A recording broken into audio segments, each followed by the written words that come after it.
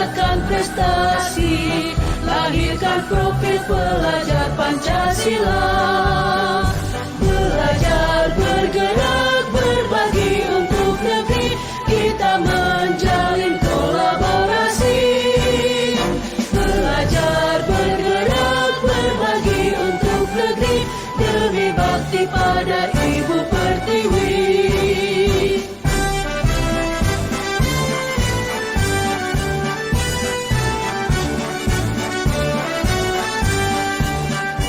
Bulatkan tekad, kuatkan hati, negeri ini memanggilmu kawan.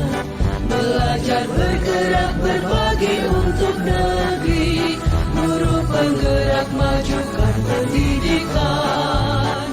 Guru penggerak menghamba pada murid, kreatif rancang pembelajaran. Hargai potensi, tingkatkan prestasi, lahirkan profil pelajar Pancasila.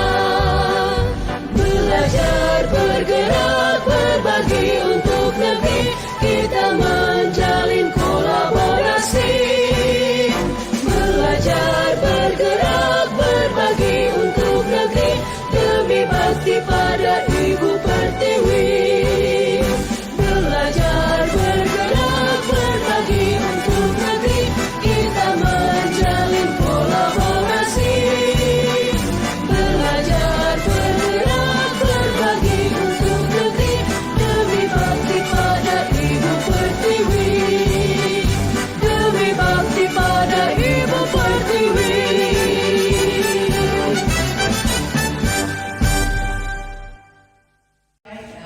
Assalamualaikum warahmatullahi wabarakatuh. Selamat siang. Terima kasih atas waktunya Bapak Ibu Guru. Ini kita topang kegiatan daripada guru kita Ibu Maria Putri Wadu SPD GR. Ibu ini adalah CGP angkatan 11. Jadi di sini Ibu Putri punya materi yaitu tentang aksi nyata, diseminasi, penyebaran, pemahaman dan penerapan dengan pengamalan budaya positif. Jadi kalau mengenai disiplin positif itu memang kalau saya sih sudah pernah saya lalui ada beberapa kali. Saya termasuk saya punya mentor adalah Ibu Betty. Terima kasih Ibu, banyak hal yang saya ambil dari Ibu. Ini nanti mungkin kedepannya Bapak Ibu Guru yang masih muda ini nanti tetap akan menjalani CGP ini nanti kedepannya. Dan suka tidak suka harus tuntut Kasiaman untuk ke arah sana itu memang diharuskan. Baik Bapak Ibu Guru, mungkin kurang lebih 1 jam saya minta waktunya untuk programnya Ibu Putri supaya ini kan memang betul-betul diselesaikan. Jadi mari kita simak dan ikuti dengan baik secara bersama. Atas perhatian Bapak Ibu Guru sekalian, saya ucapkan terima kasih kepada Ibu Putri. Langsung kita mulai. Baik, terima kasih Ibu Kepala Sekolah. Assalamualaikum warahmatullahi wabarakatuh. Waalaikumsalam warahmatullahi Shalom. Shalom. Selamat siang. Siang. Masih semangat Bapak Ibu Guru? Masih. Ya, yang terhormat Ibu Kepala Sekolah dan Bapak Ibu Guru, saya mohon maaf menyita waktunya sebentar. Bukan sebentar, ini akan lama. Untuk kegiatan saya pada siang hari ini tentang aksi nyata, diseminasi, menyebarkan pemahaman dan penerapan pengalaman budaya positif. Ya Bapak Ibu Guru, ini adalah fasilitator saya Bapak Hasko Pancoro, MPD, dan Ibu pengajar saya Ibu Yeni Yulistina SPDGR. Nah, sebelum kita mulai Bapak Ibu Guru, di sini saya minta Bapak Ibu Guru saling senyum selama 30 detik untuk menumbuhkan aura-aura positifnya. Saling melihat senyum manis, iya. Oh Boni. Baik. Iya, senyum aja ya, jangan ketawa. Baik Bapak Ibu guru hebat, pada kesempatan siang hari ini kita akan mempelajari tentang budaya positif. Saya rasa Bapak Ibu guru sudah pernah mengikuti, sudah pernah mendengar, bahkan mungkin melihat di YouTube atau video-video yang lainnya ya, sudah tidak asing lagi. Jadi Bapak Ibu guru, budaya positif ini merupakan perwujudan dari nilai-nilai atau keyakinan universal yang diterapkan di sekolah. Budaya positif dapat mendorong murid untuk mampu berpikir, bertindak, dan mencipta sebagai proses memerdekakan dirinya sehingga murid mampu mandiri dan bertanggung jawab. Dalam konsep budaya positif ini terdiri dari beberapa bagian. Yang pertama adalah perubahan paradigma belajar. Kedua, disiplin positif. Ketiga, nilai-nilai kebajikan. Keempat, kebutuhan dasar manusia. Kelima, motivasi perilaku manusia. Keenam, posisi kontrol guru. Ketujuh, keyakinan kelas. Dan yang terakhir adalah segitiga restitusi. Ya Bapak Ibu guru, kita masuk pada tahapan inti pertama dari budaya positif adalah pembelajaran dengan paradigma baru. Ya, pembelajaran dengan paradigma baru ini merupakan pembelajaran yang dirancang berdasarkan prinsip berdiferensiasi, sehingga peserta didik belajar sesuai dengan kebutuhannya berdasarkan tahap perkembangan, sesuai dengan teori psikologi modern untuk mewujudkan profil pelajar Pancasila. Nah Bapak Ibu guru, sasarannya adalah profil pelajar Pancasila, di mana kita ketahui bersama yang pertama adalah beriman, bertakwa kepada Tuhan Yang Maha Esa dan berakhlak mulia. Kedua adalah berkebinekaan global. Ketiga, bergotong royong. Keempat, kreatif. Kelima, bernalar kritis. Dan yang terakhir adalah mandiri. Ini merupakan pembelajaran dengan paradigma baru.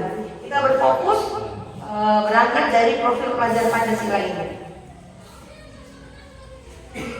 Selanjutnya Bapak Ibu guru, ini biasa yang sering terjadi miskonsepsi teori kontrol atau ilusi kontrol menurut Dr. William Glasser.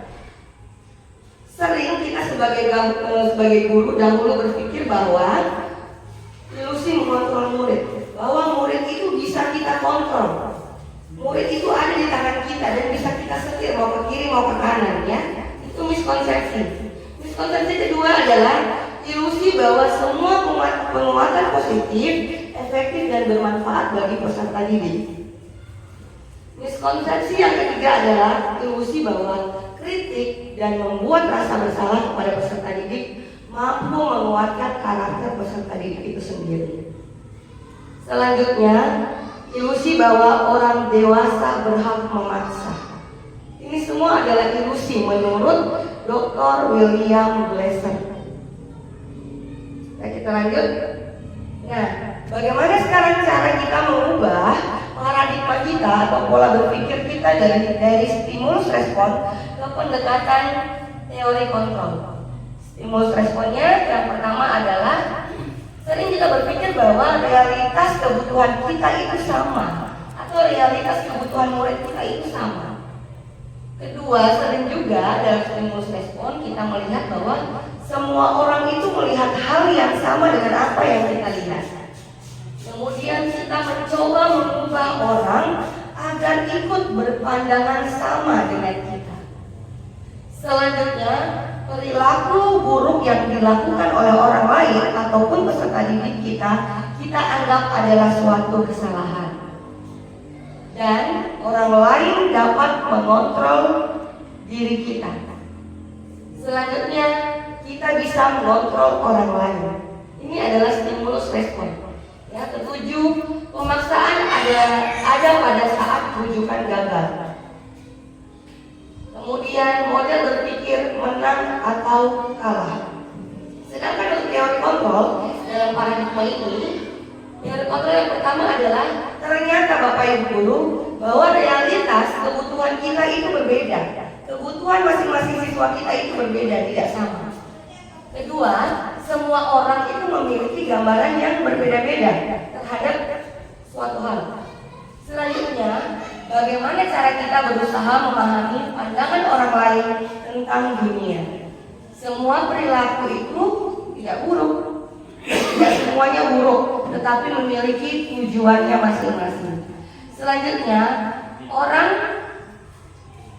tidak ada yang bisa mengontrol diri kita kecuali kita sendiri, ya. Kita tidak bisa juga mengontrol orang lain. Nah, kolaborasi dan konsensus menciptakan pilihan-pilihan baru dan pemikiran berpikir menang.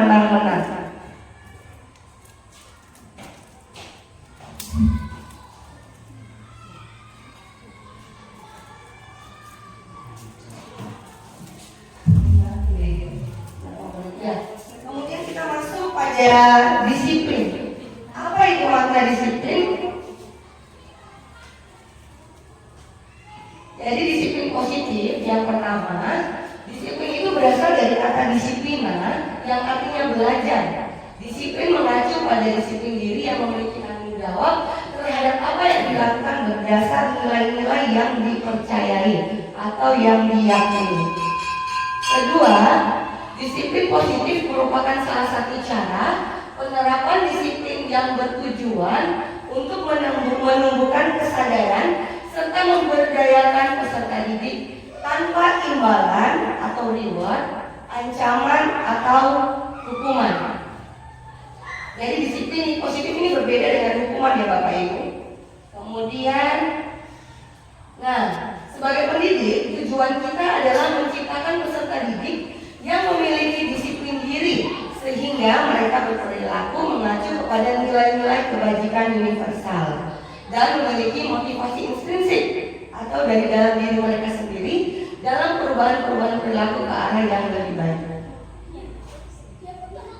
Kita masuk ke nilai-nilai kebajikan universal. Jadi ada beberapa nilai kebajikan universal. Nilai-nilai kebajikan itu adalah sifat-sifat positif manusia yang merupakan tujuan mulia yang ingin dicapai oleh setiap individu. Nilai-nilai tersebut bersifat universal dan lintas bahasa, suku, agama maupun latar belakang. Jadi nilai universal ini Bapak Ibu tidak memandang kita dari suku mana, agama apa, latar belakang apa, bahasanya seperti apa, tidak memandang hal itu semua. Selanjutnya adalah contoh nilai kebajikan institusi atau organisasi menurut profil pelajar Pancasila. Apa saja nilai kebajikannya? Yang pertama adalah beriman bertakwa terhadap Tuhan Yang Maha Esa dan berakhlak mulia. Kedua, berkebinekaan global. Ketiga, gotong royong. Keempat, mandiri, bernalar kritis dan kreatif. Selanjutnya, kita lihat dari nilai kebajikan menurut IBO atau Primary Years Program atau PYP. Nilai-nilai kebajikannya adalah toleransi, rasa hormat, integritas, mandiri, menghargai, antusias, empati, keingintahuan, kreativitas, kerjasama, percaya diri, dan komitmen. Itu adalah nilai universal menurut Primary Years Program ya, atau PYP. Selanjutnya yang ketiga itu nilai-nilai kebajikan menurut keterampilan hidup atau life skill. Nah, di sini dikatakan dapat dipercaya, lurus hati, menjadi pendengar yang aktif, tidak merendahkan orang lain, dan memberikan yang terbaik dari diri. Jadi disiplin positif ini nanti berangkat juga dari nilai-nilai kebajikan ini. Nah Bapak Ibu, sebelum kita lanjut, kita tepuk 5S dulu ya. Ya, tepuk 5S ya Bapak Ibu, seperti ini. Bila bertemu teman tersenyumlah, tepuk 3 kali. Lalu ucapkan salam kepadanya, sapa apa kabarnya, sopanlah terhadapnya, santunlah tanda sayang kepadanya. Ayo sama-sama kita nyanyi ya, kita coba ya Bapak Ibu ya. 1, 2, 3. Bila bertemu teman tersenyumlah, lalu ucapkan salam kepadanya, Sapa apa kabarnya, sopanlah terhadapnya, santunlah tanda sayang kepadanya. Iya Bapak Ibu, ini bisa kita gunakan nanti ya, 5S yang bisa kita terapkan kepada murid-murid kita di kelas. Ya, bisa kita terapkan di semua kelas nih Bapak Ibu. Untuk bagaimana mengajarkan anak-anak atau mengingatkan anak-anak terhadap budaya 5S. Bisa lanjut Bapak Ibu Guru? Selanjutnya Bapak Ibu Guru. Oh iya sebentar. Jadi kita lanjut selanjutnya, yaitu bahwa setiap perilaku manusia itu memiliki kebutuhannya masing-masing. Apa?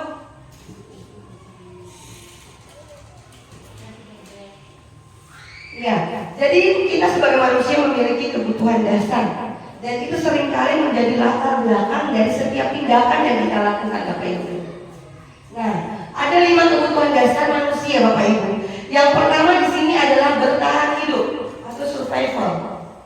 Kedua adalah kebutuhan mendapatkan kasih sayang atau rasa diterima. Ketiga, kebebasan. Keempat, kesenangan. Dan kelima adalah penguasaan. Mau tidak mau, inilah yang menjadi kebutuhan dasar manusia. Bukan hanya kebutuhan dasar kita sebagai Bapak Ibu guru pendidik, tetapi juga kepada peserta didik kita. Nah, ternyata Bapak Ibu, realitas atau kebutuhan setiap orang itu berbeda. Kita harus berusaha memahami pandangan orang lain terhadap dunia. Setiap orang memiliki gambaran yang berbeda-beda. Jadi kita tidak bisa memaksakan Ibu Guru Lufi harus berpandangan sama atau berpikiran sama dengan saya, ataupun sebaliknya. Karena kita memiliki gambaran atau pandangan yang berbeda-beda terhadap suatu hal. Nah, Bapak Ibu Guru, di sini ada kasus. Saya mau mengajak kita sama-sama mempelajari kasus ini. Nah, ini kasusnya ya. Ibu Ana, guru kelas 5 di SD Jaya Papua, sedang bingung menghadapi ulah salah satu murid di kelas bernama Agus. Mohon izin Pak Agus. Beberapa anak datang kepada Bu Guru Ana dan mengeluhkan sikap Agus yang seringkali mengambil bekal siang mereka dengan paksa. Jika Bapak Ibu Guru menghadapi situasi seperti Ibu Ana, apa yang akan Bapak Ibu Guru lakukan? Kemudian menurut Bapak Ibu Guru, kira-kira apa alasan Agus melakukan itu? Boleh?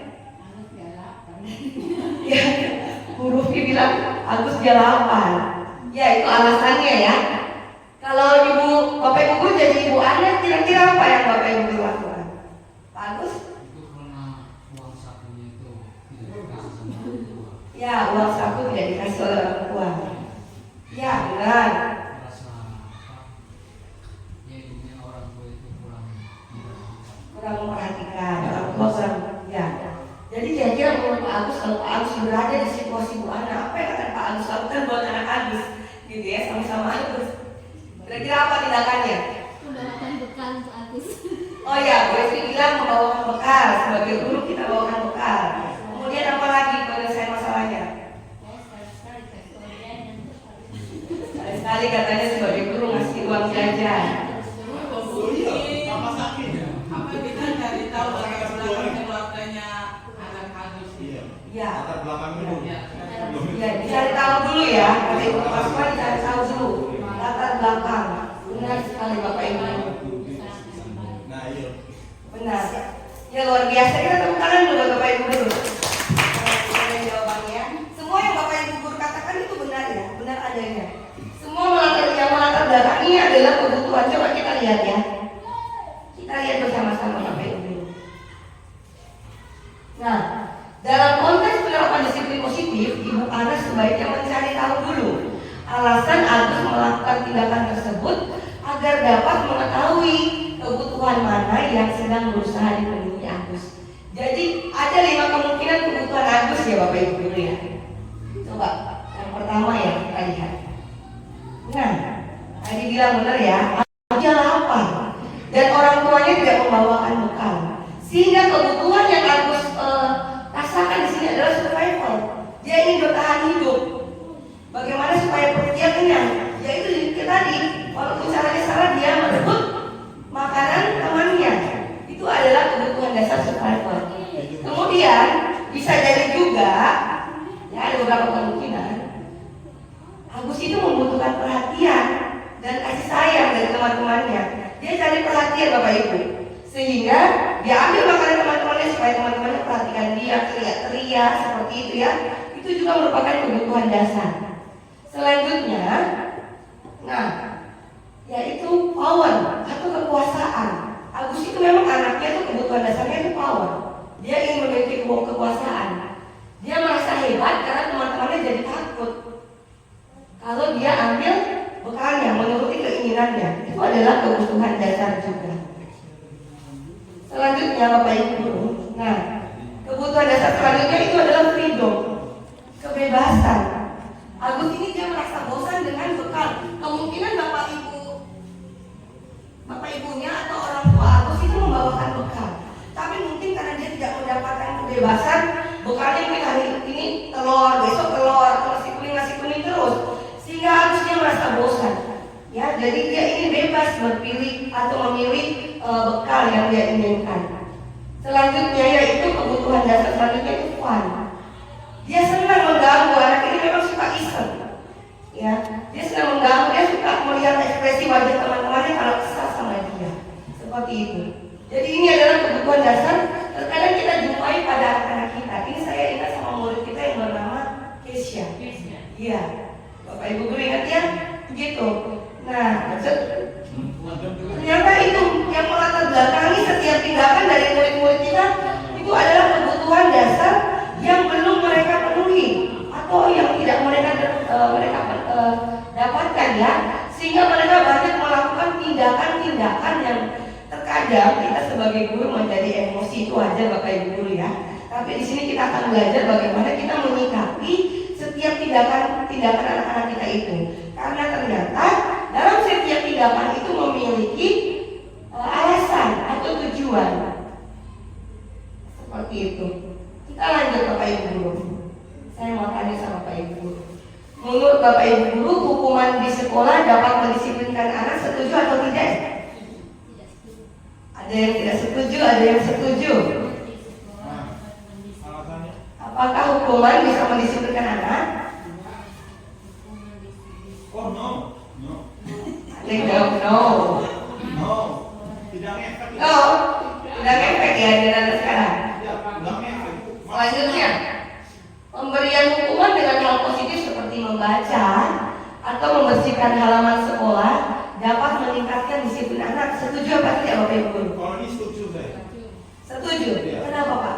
Karena akan membekas di kepala kalau saya bikin kesalahan pasti disuruh seperti membersihkan halaman. Bahkan dia sendiri atau maksudnya misalnya dia bikin salah sendiri, pasti dia dihukum membersihkan halaman sendiri kan, merasa dia marah. Ya memang marah tapi malu.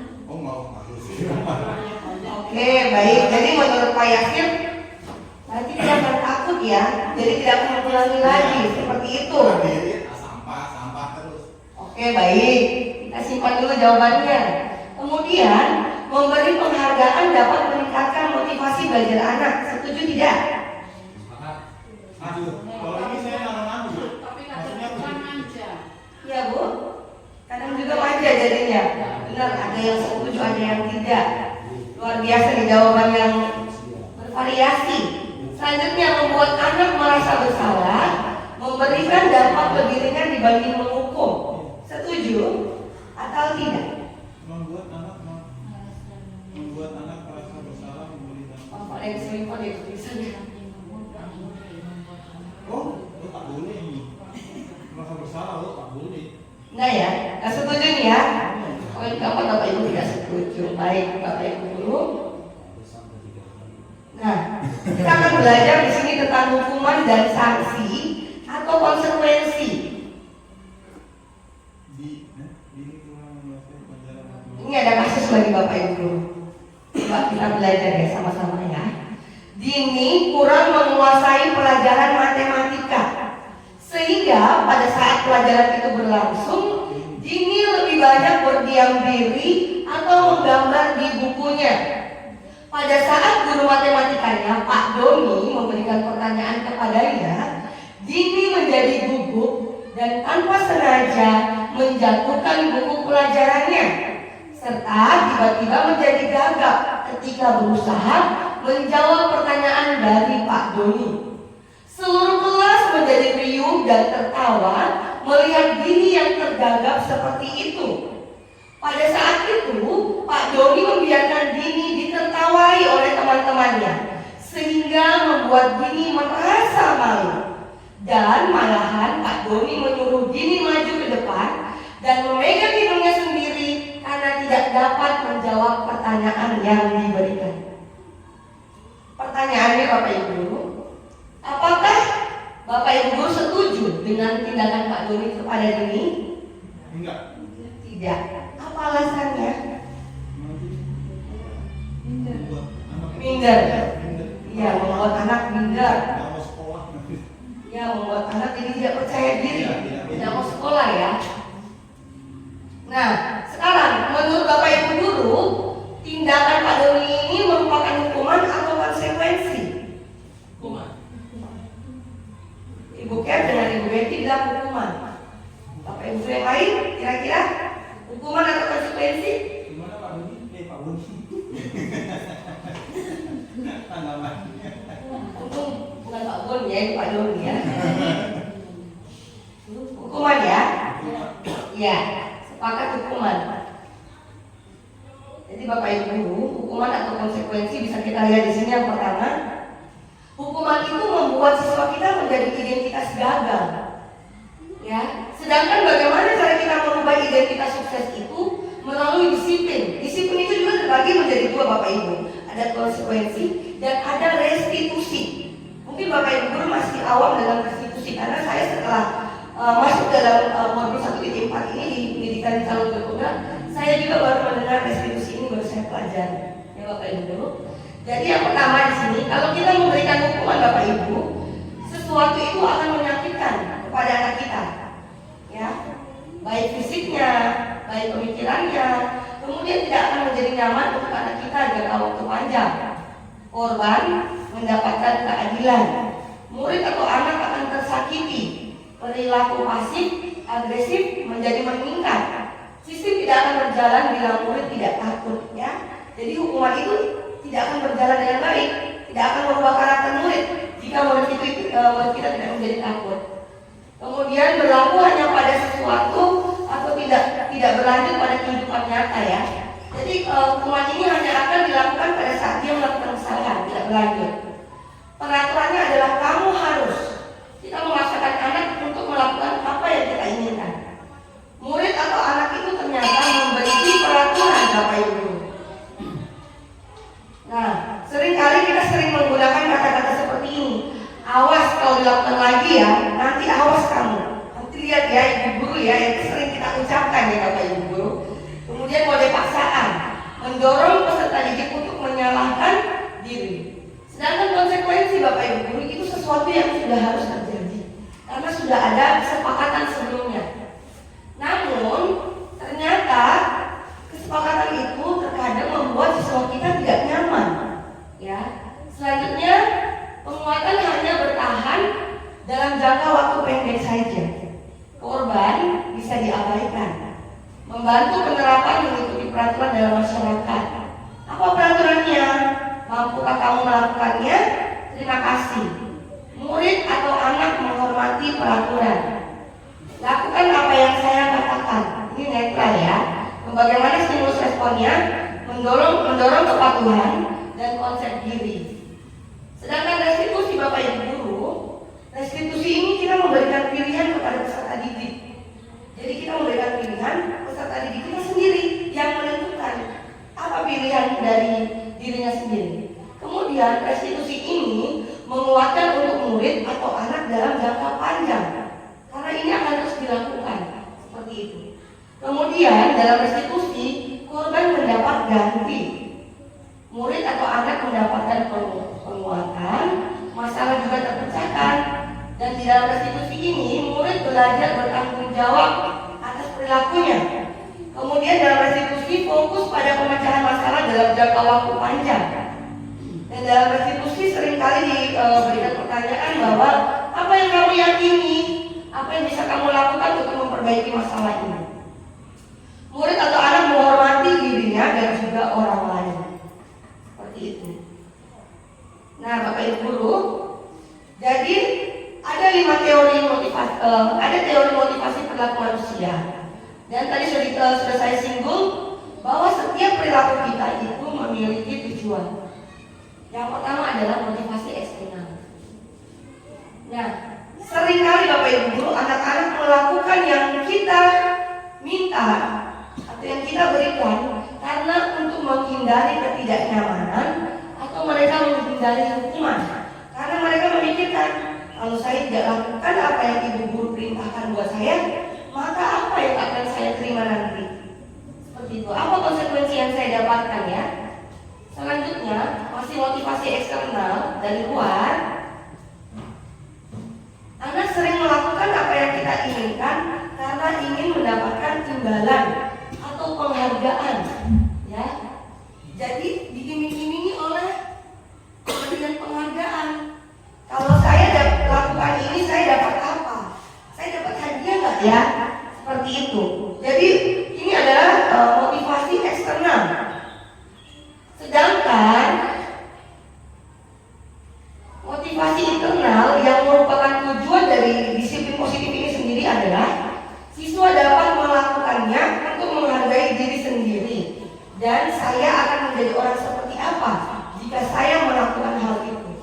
Ya, jadi ada motivasi eksternal dan motivasi internal. Dan menjadi tujuan kita dalam disiplin positif adalah bagaimana kita menumbuh kembangkan motivasi internal dari dalam diri siswa itu sendiri.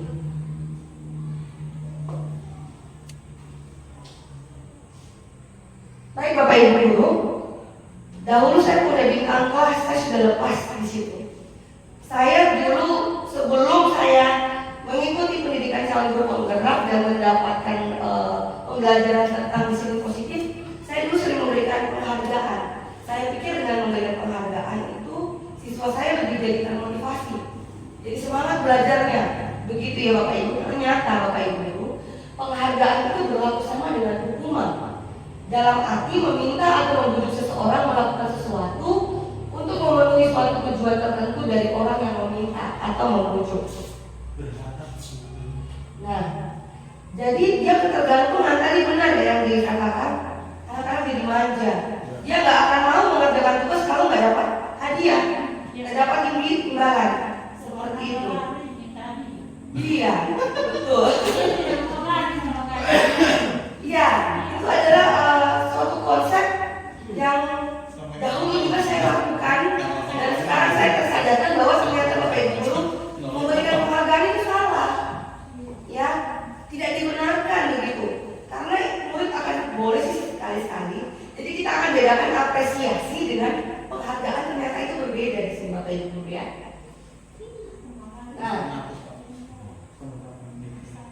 Nah, dihukum dalam oleh penghargaan itu pengaruhnya jangka pendek dan jangka panjang Bapak Ibu guru ya.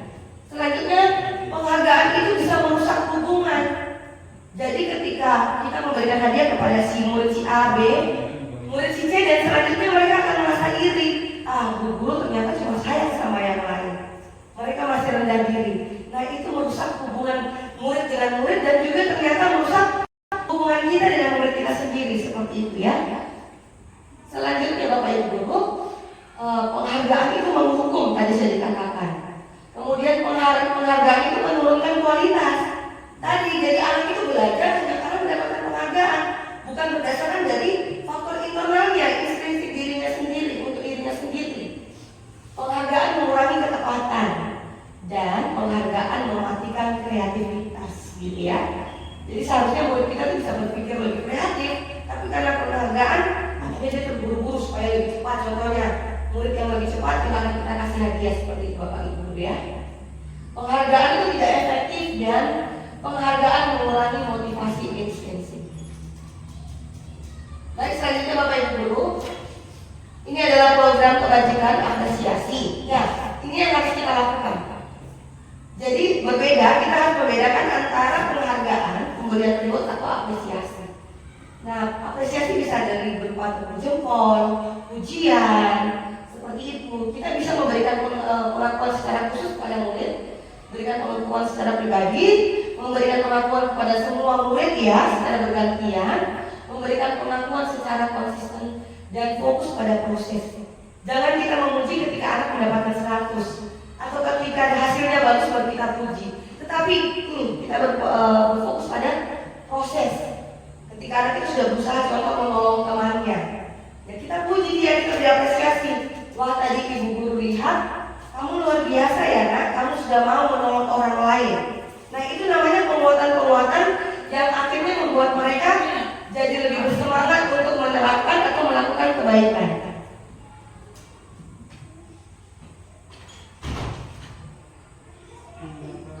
Ya, kita akan latihan bersama Bapak Ibu Guru. Nah, menurut Bapak Ibu Guru, lari mengelilingi lapangan basket 2 kali karena terlambat di sekolah merupakan hukuman atau konsekuensi? Hukuman? Ya, kita lihat jawabannya. Ya, benar sekali Bapak Ibu Guru. Itu merupakan hukuman. Kedua, membersihkan tumpahan air di meja tulis karena tersenggol pada saat belajar, itu merupakan hukuman atau konsekuensi? Konsekuensi. Ya, benar sekali ya. Jadi dia pemakan, artinya dia harus bertanggung jawab membersihkan. Selanjutnya, murid diminta push up 15 kali karena tidak mengerjakan PR. Hukuman atau konsekuensi? Hukuman, benar sekali. Ini kayaknya zaman dulu ya Bapak Ibu Guru ya. Tidak diberlakukan lagi untuk zaman sekarang. Selanjutnya, menggantikan kertas teman yang sudah dicoret-coret. Konsekuensi. Benar sekali Bapak Ibu Guru. Nah, Bapak Ibu Guru, kita sebagai guru memiliki ada beberapa posisi kontrol. Yang pertama, penghukum. Ini adalah pilihan bagi kita dan mungkin sudah pernah kita lakukan tanpa sengaja atau tidak kita sengaja. Posisi kontrol pertama, penghukum. Yang kedua, pembuat merasa bersalah Bapak Ibu Guru.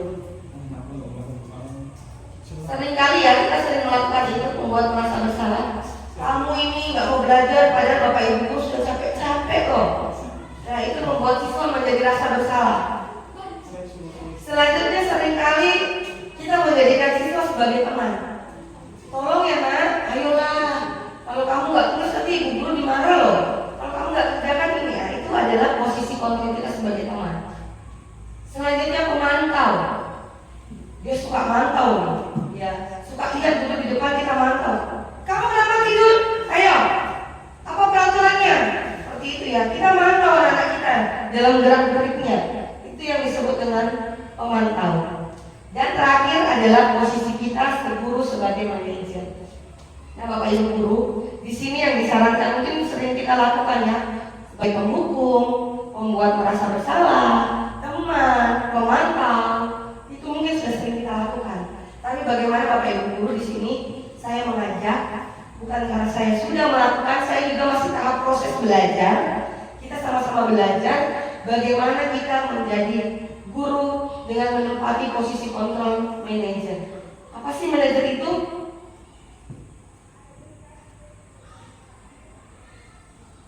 Nah, Bapak Ibu Guru, ini ya, saya kecewa sekali dengan kamu. Ini yang mengatakan membuat merasa bersalah. Akhirnya peserta didik jadi merasa bersalah. Saya udah buat guru saya kecewa. Kamu tidak pernah benar melakukannya. Ini adalah hukuman. Ya, hukuman buat mental peserta didik kita, menjatuhkan mental peserta didik kita. Ayolah lakukan. Kamu tidak kasihan ibu. Ini adalah posisi kontrol sebagai seorang teman. Apakah kamu mau mendapatkan stiker bintang hari ini? Ini adalah pemantau Bapak Ibu.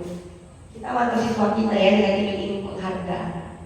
Nah, bagaimana kamu bisa menyelesaikan masalah ini?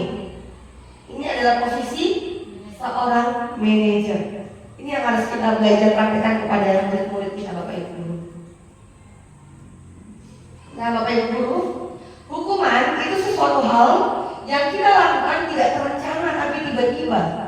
Murid tidak tahu apa yang akan terjadi dan tidak dilibatkan di dalamnya. Ini bersifat satu arah, berupa fisik atau psikis hukumannya. Sedangkan konsekuensi terencana dalam aturan kelas ya. Ini Bapak Ibu sudah punya aturan, saya juga sudah punya aturan kelas. dibuat tidak nyaman. Sikap guru jadi memonitor murid selalu. Sedangkan restitusi, Bapak Ibu guru, restitusi ini adalah proses menciptakan kondisi bagi seorang murid untuk memperbaiki kesalahan. Nah, di sini terjadi proses yang kolaboratif, mengajarkan murid kita untuk mencari solusi sendiri. Nah, untuk mendapat hal itu Bapak Ibu guru, kita harus membuat keyakinan kelas. Mengapa keyakinan kelas bukan peraturan kelas Bapak Ibu guru? Kira-kira kenapa harus keyakinan kelas ya, bukan peraturan kelas? Coba kita cek sama-sama. Nah, karena keyakinan kelas ini mengandung nilai-nilai kebajikan atau prinsip-prinsip universal yang disepakati bersama secara universal, terlepas dari perbedaan suku, agama, negara, dan bahasa. Menurut Gosen pada tahun 1998, suatu keyakinan akan memotivasi seseorang dari dalam diri atau intrinsik. Seseorang akan lebih bersemangat untuk menjalankan keyakinannya daripada hanya sekedar mengikuti peraturan, ya. Kalau mengikuti peraturan itu kadang dia lupa, kadang tidak, dia merasa terpaksa. Kalau saya tidak melakukan nanti saya akan kena hukuman, saya harus melakukan konsekuensi seperti ini. Nah, sedangkan kalau restitusi atau keyakinan kelas ini, dia akan mengikuti dari dalam dirinya sendiri, karena itu adalah nilai-nilai yang dia yakini. Nah, ini Bapak Ibu. Ini contoh peraturan kelas ya. Kalau peraturan kelasnya itu selalu kembalikan buku ke tempatnya. Keyakinan kelasnya adalah tanggung jawab. Kedua, dilarang mengganggu orang lain. Keyakinan kelasnya adalah menghormati orang lain dan diri sendiri. Hadir di sekolah 15 menit sebelum pembelajaran dimulai. Keyakinannya adalah menghormati orang lain dan komitmen pada tujuan. Dilarang melakukan kekerasan. Keyakinan kelasnya adalah keselamatan dan menghargai dan menghormati orang lain. Dilarang menggunakan narkoba. Keyakinannya adalah menjaga kesehatan. Selanjutnya, bergantian atau menunggu giliran. Keyakinannya adalah menghormati orang lain dan kesabaran. Selanjutnya, jangan berlari di kelas atau koridor. Keyakinan kelasnya adalah keselamatan dan keamanan. Nah, untuk melakukan pembentukan keyakinan kelas Bapak Ibu, keyakinan kelas itu lebih bersifat abstrak daripada peraturan yang lebih rinci dan konkret. Kemudian keyakinan kelas itu berupa pernyataan-pernyataan universal tadi, bisa saling menyayangi, saling menghormati, ya, gotong royong, mandiri, tanggung jawab. Itu adalah keyakinan kelas yang bisa nanti Bapak Ibu guru buat di kelas masing-masing. Selanjutnya, pernyataan keyakinan kelas dibuat dalam bentuk positif, ya. Jadi tidak ada kata larangan. Tidak boleh membuang sampah sembarangan atau buanglah sampah pada tempatnya. Nanti keyakinannya adalah menjaga kebersihan kelas. Seperti itu ya contoh-contohnya Bapak Ibu guru. Keyakinan kelas sebaiknya sesuatu yang dapat diterapkan di lingkungan tersebut. Keyakinan kelas jangan terlalu banyak sehingga mudah diingat dan dipahami.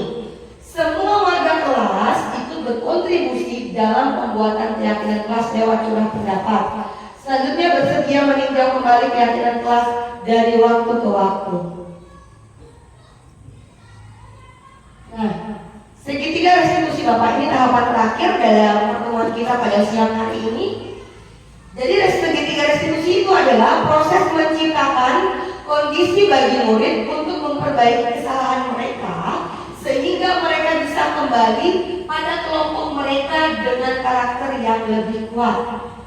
Melalui restitusi, guru dapat membantu murid menjadi lebih memiliki tujuan, disiplin positif, serta memulihkan dirinya setelah berbuat salah. Jadi dia tidak merasa terhukum, tidak merasa terlukai, tetapi dia bisa memulihkan dirinya. Kedua, membantu murid untuk jujur pada diri sendiri dan mengevaluasi dampak dari kesalahan yang dia lakukan. Memberikan penawaran dan bukan paksaan. Bapak Ibu guru, ada 3 tahapan segitiga restitusi.